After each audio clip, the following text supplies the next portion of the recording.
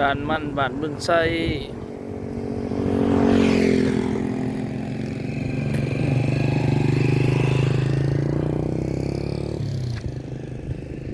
พ่อแม่พี่น้องมาเจ้าคายบ้านไห้นี่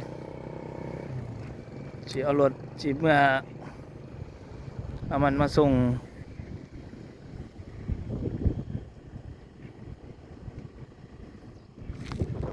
ก็เลยมาถามก่อน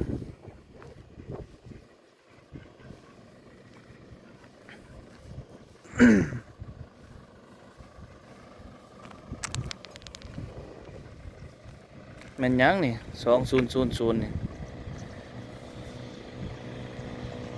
ราคาอะไรนี่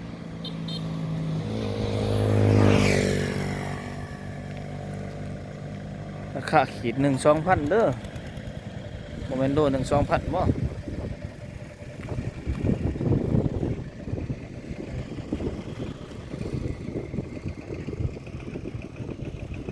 บ้านบึงไซบ้านบึงไซย่ำสวยหน่อยหนึ่งบ่แม่นย่ำเสา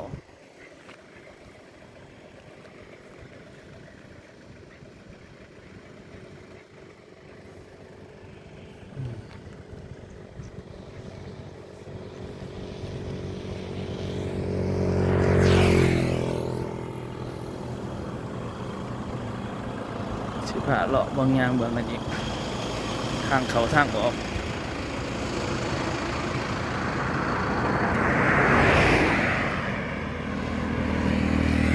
สรุปแล้วทางเขาทางออกบอกเกียวเพราะเขาอยากออกทางไรก็ได้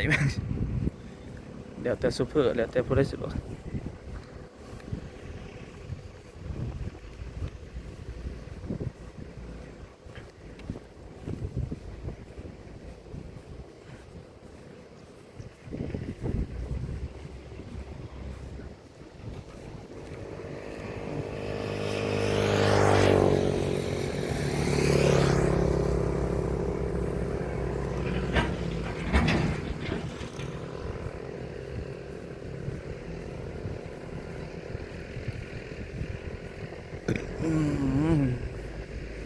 ขี่ไงมาแล้วขี่ไงมาแล้ว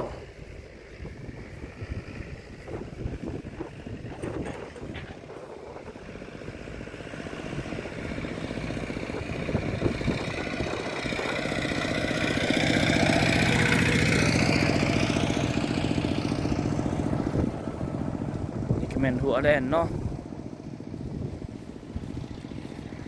หัวแดน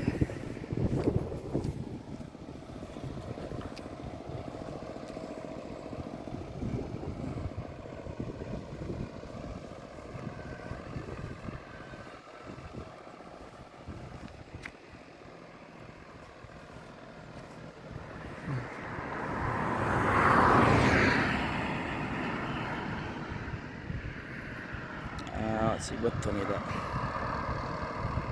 พี่น้อง